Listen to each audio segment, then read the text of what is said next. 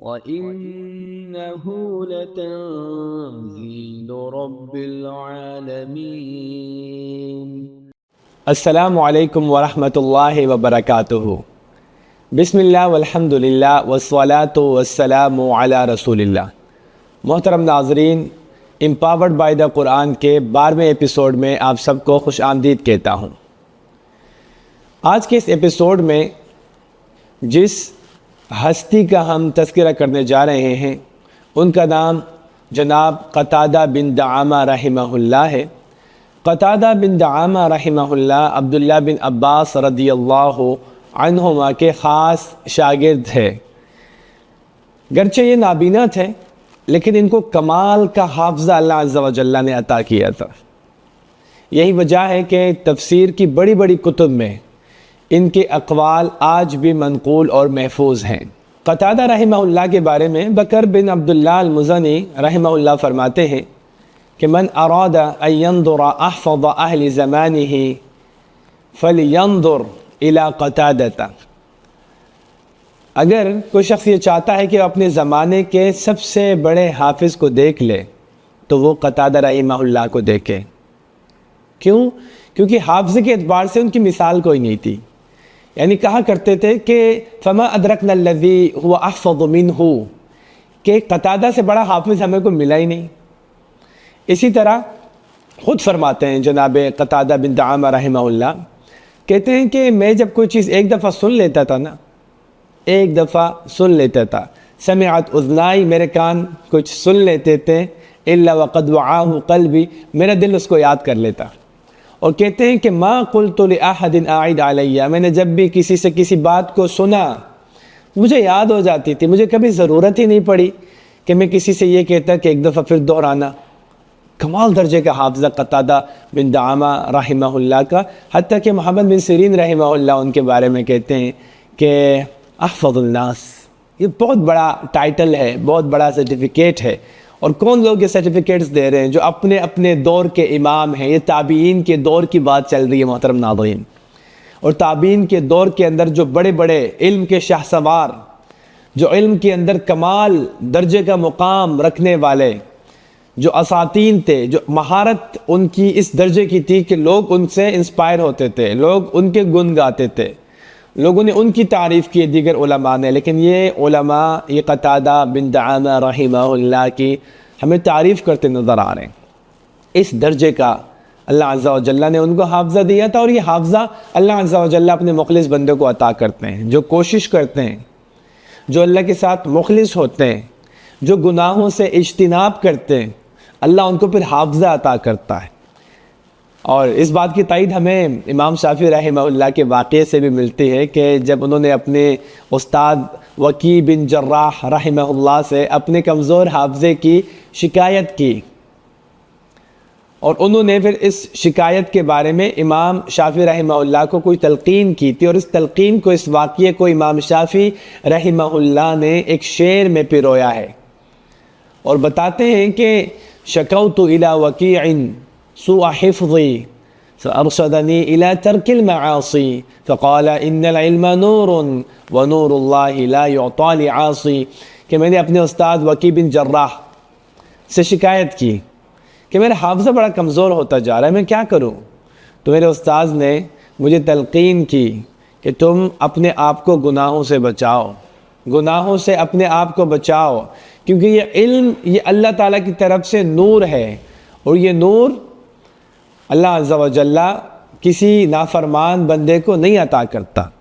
اور یہی وجہ ہے کہ قتادہ بن دعامہ رحمہ اللہ چونکہ اپنے آپ کو گناہوں سے بچاتے تھے، وہ کوشش کرتے تھے، تو اللہ عز و جل نے ان کو بہترین حافظہ عطا فرمایا۔ ایک مرتبہ وہ سعید بن مسیب رحمہ اللہ کو ایک مصحف پکڑاتے ہیں، قرآن پکڑاتے ہیں، اور کہتے ہیں کہ اے سعید، اے ابو نضر، تم ذرا مجھ سے سورۃ البقرہ تو سننا۔ تو سعید بن مسیب رحمہ اللہ کہتے ہیں کہ چلو ٹھیک ہے، پڑھو۔ تو قتادہ بن دعامہ سورۃ البقرہ پڑھنا شروع کرتے ہیں، اور سورۃ البقرہ جب وہ پڑھتے ہیں تو پڑھتے پڑھتے مکمل کرتے ہیں، پوری سورۃ البقرہ پڑھ کر سناتے ہیں، ایک حرف کی غلطی نہیں ہوتی، کوئی زیر زبر پیش کی غلطی نہیں ہوتی۔ تو پھر مکمل کرنے کے بعد کہتے ہیں ابو نذر بتاؤ کیا میرا قرآن پکا ہے، کیا سورۃ البقرہ مجھے پکی یاد ہے؟ تو سعید بن مسیب رحمہ اللہ کہتے ہیں کہ قتادہ تمہیں تو واقعی پوری کی پوری سورۃ البقرہ بہترین یاد ہے۔ پھر بتاتے ہیں کہ یاد کیسے کی، یہ سننے والی بات ہے محترم ناظرین۔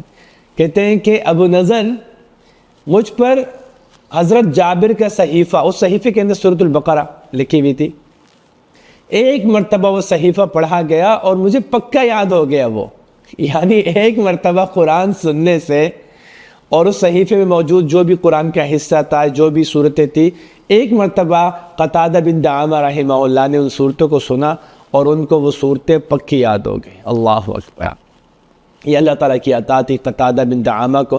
اسی طرح ان کی اپنی کوشش بھی بہت تھی، تکرار کے ساتھ قرآن پڑھا کرتے تھے۔ دیکھیں نبی صلی اللہ علیہ وسلم کے ساتھیوں نے قرآن مجید کے ساتھ محبت کی، اس کو یاد کرنے، اس کے ساتھ محبت کی، اس کے ساتھ تعلق بنایا، اس قرآن کو یاد کیا، اپنے دلوں میں اتارا اور اس قرآن سے استفادہ کیا۔ اور یہی سنت جو نبی صلی اللہ علیہ وسلم کے صحابہ کی تھی، وہ آگے پھر ان کے تابعین میں، صحابہ کے بعد تابعین کے دور میں منتقل ہوئی، ان کے شاگردوں میں یہ چیزیں منتقل ہوئی۔ تو قتادہ بن دعامہ عبداللہ بن عباس رضی اللہ عنہما کے خاص شاگرد تھے اور ان سے انسپائر تھے، اور عبداللہ بن عباس رضی اللہ عنہما کا علمی لیول محترم ناظرین ہم سب کے علم میں ہے۔ تو ان کے شاگرد ان کی طرح محنتی تھے، ان کی طرح کوشش کرتے تھے۔ تو قتادہ بن دعامہ رحمہ اللہ وہ تکرار کے ساتھ قرآن پڑھتے تھے، تکرار کے ساتھ، یوں سمجھے کہ پورے ہفتے میں، یعنی ہر 7ویں دن وہ ایک قرآن مکمل پڑھ لیتے تھے، زبانی تکرار کرتے تھے، دہراتے تھے، ہر ہفتے ان کی تکمیل ہوتی تھی قرآن کی۔ اور پھر جب رمضان المبارک کا مہینہ آتا، وہ مہینہ کہ جس کے بارے میں نبی صلی اللہ علیہ وسلم کی کیا سنتیں ہیں وہ ہم سب کے سامنے ہیں، وہ ہم سب کے سامنے ہیں۔ ابھی ہمارے پاس آخری عشر آئے گا تو ہمیں وہ چیزیں اپنے ذہن میں رکھنی ہے کہ آپ صلی اللہ علیہ وسلم اذا دخل العشر الاواخر، جب آخری عشرہ داخل ہوتا تھا، آخری 10 دن داخل ہوتے تھے رمضان المبارک کے، تو نبی صلی اللہ علیہ وسلم شد مئزرہ، اپنی کمر کو کس لیتے تھے، وَأَحْيَا لَيْلَهُ، اپنی رات جاگ کر گزارتے تھے عبادتوں میں، وَأَيْقَظَ أَهْلَهُ، اکیلے جاگ کے نہیں گزارتے تھے، فیملی ٹائم، یعنی پوری کی پوری فیملی کو جگاتے تھے نبی صلی اللہ علیہ وسلم، اور سب مل کر اللہ کی عبادت کرتے تھے۔ جب اتنی محنت نبی صلی اللہ علیہ وسلم نے آخری عشرے میں کی ہے تو آپ سے آپ کے صحابہ نے یہ سیکھا، اور پھر صحابہ سے تابعین نے، ان کے شاگردوں نے یہ چیزیں سیکھی ہیں۔ اس لیے وہ قتادہ بن دعامہ رحمہ اللہ کے جو عام دنوں میں ہر 7ویں دن قرآن مجید کا دور کیا کرتے تھے، قرآن مجید کو پڑھا کرتے تھے، مکمل کرتے تھے، رمضان المبارک کے مہینے میں ہر تیسرے دن قرآن مجید کو مکمل کیا کرتے تھے۔ تو یہ اس میں پیغام ہے ان لوگوں کے لیے کہ جو حافظ قرآن ہیں، کہ وہ قرآن کے ساتھ اپنا تعلق کس طرح مضبوط بنا سکتے ہیں۔ تو قتادہ بن دعامہ کو اللہ عز و جل نے بہترین حافظے کا مالک بنایا تھا، لیکن اس کے پیچھے گناہوں سے اجتناب اور پھر قرآن مجید سے محبت اور اس کو پڑھنے کے لیے کوشش، محنت دیکھیں کس قدر ہے کہ وہ تکرار کے ساتھ وہ سارے کام بار بار قرآن مجید کو وہ پڑھ رہے ہیں، تو اللہ عز و جل نے پھر ان پر کرم کیا۔ اچھا، اسی طرح محترم ناظرین صرف ان کو قرآن یاد نہیں تھا جناب قتادہ کو، بلکہ آپ کو تفسیری اقوال یاد تھے، قرآن کے معانی، قرآن کی تفسیر آپ کو یاد تھی، آپ حسب نسب کے عالم تھے۔ آپ قرآن مجید کے اندر جو عربی قرآن مجید کا جس سے استدلال کیا جاتا رہا مختلف الفاظ کا معنی کے اعتبار سے، لغت کے اعتبار سے، تو عربی اشعار کے آپ عالم تھے، آپ حافظ تھے، آپ کو ساری چیزیں یاد تھی۔ اس لیے تو تفسیر کے اس میدان میں اللہ عز و جل نے آپ کو یہ مقام عطا کیا کہ آج تفسیر کی کتب میں آپ کے اقوال پائے جاتے ہیں، موجود ہیں، رحمہ اللہ، اللہ ان کے اوپر رحم فرمائے۔ تو یہ قتادہ رحمہ اللہ کا مقام ہے۔ اور امام احمد بن حنبل رحمہ اللہ ان کے بارے میں کہتے ہیں کہ قتادہ کے کیا کہنے، اللہ عز و جل نے کیا حافظہ قتادہ کو عطا کیا تھا۔ یعنی قتادہ صرف تفسیر کے امام نہیں تھے، فقہ میں بھی ماہر تھے، بہترین عالم تھے، اور جو چیز ایک مرتبہ سن لیتے تھے ان کو یاد ہو جاتی تھی۔ ان کے حافظے کے کیا کہنے، قتادہ کی کوئی مثال، کوئی نظیر کوئی پیش نہیں کر سکتا، امام احمد بن حنبل رحمہ اللہ کہتے ہیں۔ یہ قتادہ کا مقام تھا۔ اور ان کے بارے میں اگر ہم یہ دیکھیں کہ کس طریقے سے قرآن مجید کے ساتھ ان کا شغف تھا، تو ہمیں پتہ چلتا ہے کہ پڑھانے کا بہت شوق رکھتے تھے۔ آپ پڑھتے تھے، آپ پڑھاتے تھے، یعنی نبی صلی اللہ علیہ وسلم کی جو یہ حدیث ہے جس کو آج ہم بھی سنتے ہیں، لیکن اس دور کے لوگوں نے جس سنجیدگی سے اس حدیث کے اوپر عمل کیا ہے، محترم ناظرین، آج ہمیں اس حدیث کو اسی سنجیدگی سے سمجھنے کی اور اس پر عمل کرنے کی ضرورت ہے۔ آپ صلی اللہ علیہ وسلم نے فرمایا تھا، خیرکم من تعلم القرآن وعلم، تم میں سے بہترین شخص وہ ہے جو قرآن مجید کو پڑھتا ہے اور پڑھاتا ہے، سیکھتا ہے اور سکھاتا ہے۔ تو قتادہ رحمہ اللہ نے ساری زندگی قرآن مجید کو سیکھا، ساری زندگی طالب علم رہے، ان کے بارے میں گواہیاں موجود ہیں، ان کے زمانے کے لوگوں نے گواہیاں دی ہیں کہ قتادہ جو ہے وہ اس وقت تک پڑھتے رہے جب تک آپ زندہ تھے، یہاں تک کہ آپ کو موت آ گئی، یعنی موت آنے تک آپ طالب علم رہیں۔ تو اللہ عز و جل نے قتادہ کو اتنا علم عطا کیا تھا کہ خود فرماتے ہیں کہ کوئی ایسی آیت نہیں ہے کہ جس کے بارے میں کچھ نہ جانتا ہوں، اور پھر جو میں جانتا ہوں اس کو میں یاد نہ رکھتا ہوں، یعنی ہر آیت کے بارے سے، ہر آیت سے متعلق جو بھی حکم وہ قتادہ رحمہ اللہ کو یاد تھا۔ اور مطر الوراق کے مطابق قتادہ رحمہ اللہ جب تک زندہ رہے آپ پڑھتے رہے، آپ طالب علمی میں رہے یہاں تک کہ آپ کو موت آ گئی۔ اسی طرح ابو عوانہ رحمہ اللہ وہ آپ کے بارے میں کہتے ہیں کہ جب رمضان المبارک کا مہینہ داخل ہو جاتا، کان قتادہ تو یدرس القرآن فی رمضان، قتادہ رحمہ اللہ رمضان المبارک کے مہینے میں قرآن مجید پڑھایا کرتے تھے، پورا رمضان قرآن مجید پڑھایا کرتے تھے۔ اللہ اکبر، یعنی قرآن مجید کو عام دنوں میں پڑھانا یا پڑھنا، اس کی فضیلت اس قدر ہے کہ آپ صلی اللہ علیہ وسلم نے ایسے لوگوں کو بہترین لوگ قرار دیا ہے۔ چاہے جائے کہ یہ خوبصورت عمل اس کو جاری رکھا جائے رمضان المبارک کے مہینے میں، کہ قتادہ رحمہ اللہ رمضان میں قرآن مجید پڑھایا کرتے تھے، قرآن مجید کی تدریس کیا کرتے تھے۔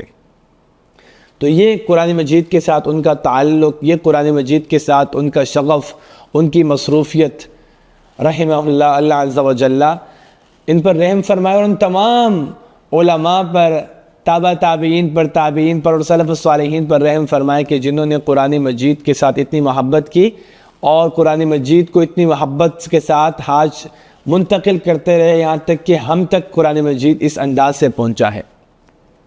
تو قتادہ رحمہ اللہ قرآن مجید کے نہ صرف حافظ تھے، نہ صرف مفسر تھے، نہ صرف عالم تھے، بلکہ قرآن مجید سے استدلال کرنے والے بھی تھے۔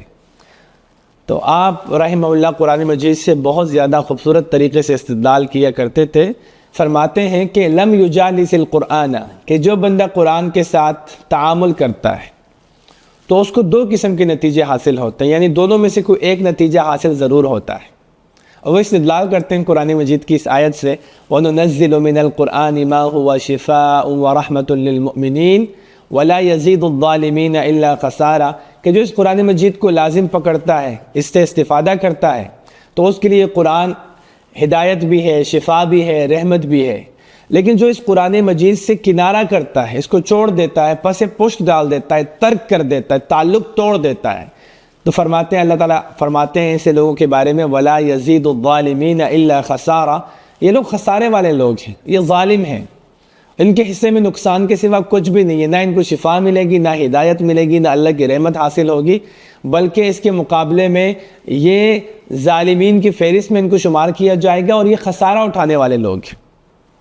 اور آپ رحمہ اللہ فرماتے ہیں قرآن مجید کی اگلی آیت سے استدلال کرتے ہوئے کہ وَالْبَلَدُ الطَّيِّبُ يَخْرُجُ نَبَاتُهُ بِإِذْنِ رَبِّهِ وَالَّذِي خَبُثَ لَا يَخْرُجُ إِلَّا نَكِدًا، کہ جو عمدہ زمین ہوتی ہے نا تو اس سے بہترین ہریالی اگتی ہے، وہ زمین سرسبز و شاداب ہو جاتی ہے اپنے اللہ کے، اپنے رب کے حکم سے، اور جو خراب زمین ہوتی ہے اس میں سے بس کچھ خضرو کیکر نما پودے اگتے ہیں فضول سے، اس میں ہریالی نہیں اگتی، وہ زمین سرسبز و شاداب نہیں ہو سکتی۔ تو اس آیت سے استدلال کرتے ہیں کہ دیکھو، جو بندہ قرآن مجید کو پڑھتا ہے اور قرآن مجید کو اپنے دل میں اتارتا ہے اور اس کو پکڑ کے رکھتا ہے اپنی زندگی میں اور اس سے استفادہ کرتا ہے، اس کی مثال ایسی ہے کہ وہ پاک زمین ہے اور یہ قرآن مجید بارش بن کر اس پر برستا ہے، اور وہ اس قرآن مجید کو جذب کرتا ہے، اس زمین کی طرح جو بارش کو جذب کرتی۔ تو وہ جو زمین ہے وہ سرسبز و شاداب ہو جاتی ہے. تو ایک مومن کی مثال ایسی ہے جو قرآن مجید سے ایسے ہی استفادہ کرتا ہے جیسے ایک عمدہ زمین بارش سے استفادہ کرتی ہے. زمین سرسبز و شاداب ہو جاتی ہے، مومن نکھر جاتا ہے، اس کا تزکیہ ہوتا ہے، یہ خوبصورت اخلاق کا مالک بن جاتا ہے. اس کے مقابلے میں جو خراب زمین ہوتی ہے وہ بیسیکلی مثال ہے اس کافر کسی کے جو قرآن مجید کو سنتا تو ہے لیکن نہ دل میں اتارتا ہے، نہ اس کو پکڑ کے رکھتا ہے، نہ اس سے استفادہ کرتا ہے. تو کیا ہوتا ہے کہ جو خراب زمین ہوتی ہے بارش اس کو کوئی فائدہ نہیں پہنچا سکتی، بس شاید کہ تھوڑا سا پانی بارش کے وہ جذب کرے. تو وہ سرزمین جو خراب ہے وہ کبھی بھی زمین سرسبز و شاداب نہیں ہو سکتی. اسی طرح قتادہ رحمہ اللہ فرماتے ہیں کہ الیہ یصعد الکلم الطیب والعمل الصالح یرفعہ، کہ جو اچھے اچھے کلمات ہیں یہ اللہ کی طرف چڑھتے ہیں، اور یہ تب چڑھتے ہیں کہ جب بندہ نیک عمل کرتا ہے. تو جو نیک عمل ہے نا وہ ان کلمات کو اوپر چڑھاتے ہیں، اوپر اٹھاتے ہیں. تو استدلال کرتے ہیں کہ ہمارے الفاظ یہ ہمیں تب فائدہ دیں گے جب ان لفظوں کو عمل میں بدلا جائے گا. عمل بیسیکلی ہمارے الفاظ کو، ہمارے اچھے کلمات کو اللہ تک پہنچاتے ہیں، وہ نیکی بن کر ہمارے نامہ اعمال میں پھر لکھے جاتے ہیں، ریکارڈ بنائے جاتے ہیں. لیکن اگر الفاظ تو ہیں لیکن نیک عمل کوئی شخص نہیں کرتا تو پھر اس کا وہ ریکارڈ نہیں بنتا نیکیوں پر مشتمل کہ جو بنانے کے لیے نیک عمل کرنا شرط ہے. آپ فرماتے ہیں کہ انما یخشی اللہ من عبادہ العلماء. آپ کہتے ہیں کہ کفا بالرہبۃ علما، یعنی اگر بندے کے پاس علم ہے تو وہ اللہ سے ڈرے گا، اور ایک بندہ اگر اللہ سے ڈرتا ہے اللہ اس کو علم عطا کرے گا.